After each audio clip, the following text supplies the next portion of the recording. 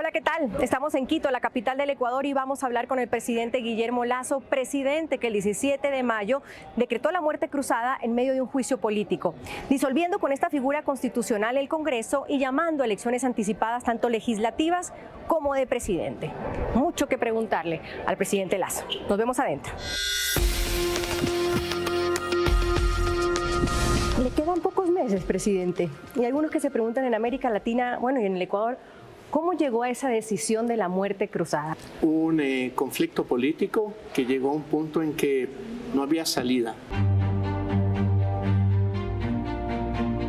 ¿Le quedó grande el gobierno? ¿Pudo el gobierno contra el crimen? ¿Qué es? ¿El crimen organizado? ¿El narcotráfico? ¿Qué es, presidente? No pactamos con las mafias de las drogas. ¿Se ha pedido ayuda, por ejemplo, con el gobierno de Gustavo Petro de Colombia para luchar contra el narcotráfico? Él me llamó un día y me dijo, ¿qué tal si nuestras Fuerzas Armadas en conjunto se reúnen en zona de frontera y definen un plan estratégico para luchar contra los laboratorios productores de droga? Le dije inmediatamente que sí.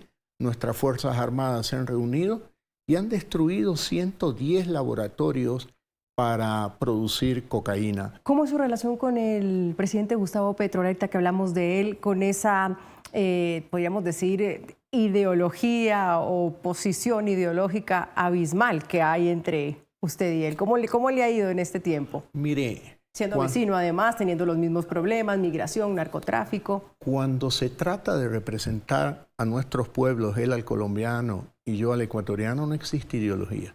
Lo que existen es comunicación y diálogo alrededor de los intereses de nuestros pueblos. No existe un problema ideológico. Con él he tenido varias conversaciones personales, una de ellas en el gabinete binacional en el mes de enero aquí en Ecuador, en la ciudad de Tulcán, y hemos tenido una conversación muy clara, no solo sobre lo que pasa en Colombia y Ecuador, sino sobre lo que pasa en la región. A él en enero le advertí de lo que yo iba a ser víctima, de esta salvaje oposición que planteó un falso juicio político o un juicio político sobre falsos hechos sin pruebas. ¿Y qué le dijo el presidente Petro? Bueno, me escuchó, comprendió y creo que van por él también con el mismo método. ¿Cómo así?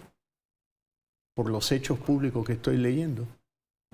Porque el presidente ahorita está en un momento de ingobernabilidad, de audios que salen, de complicaciones de campaña, de dineros de campaña que habrían entrado, la fiscalía está investigando. Yo no quiero hacer un solo juicio de valor. Yo esperaré, y obviamente como todos, a que se pronuncien las autoridades de Colombia.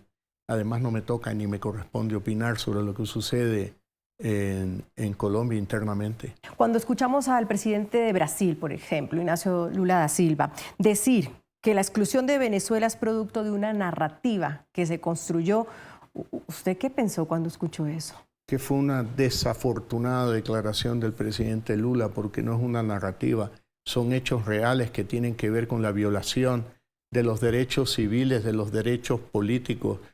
¿Usted se reunió con Maduro en Brasilia, presidente? Sí, tuve un encuentro, digamos que casual, sobre el cual yo mismo me encargué de enviar una foto. Exacto. Sí. ¿De qué hablaron? ¿Qué le dijo? Él me abordó y de ahí nace la foto donde los dos estamos apoyados en unas sillas y conversamos. Y le dije, mire, yo creo que este es un tema que tiene que ser resuelto en beneficio de nuestros pueblos, del Ecuador y de Venezuela. Pero yo creo que primero usted tiene que liberar a muchos presos políticos de mi tendencia. Y a todos. No debería existir ningún preso político en el siglo XXI. Y él me dijo, pero no tengo a nadie. Le digo, eso es lo que usted cree.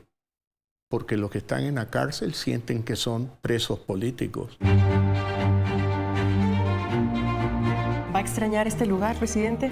Sí, voy a extrañar el servir a 18 millones de ecuatorianos como su presidente, pero voy a seguir trabajando por ellos desde mis actividades en el campo privado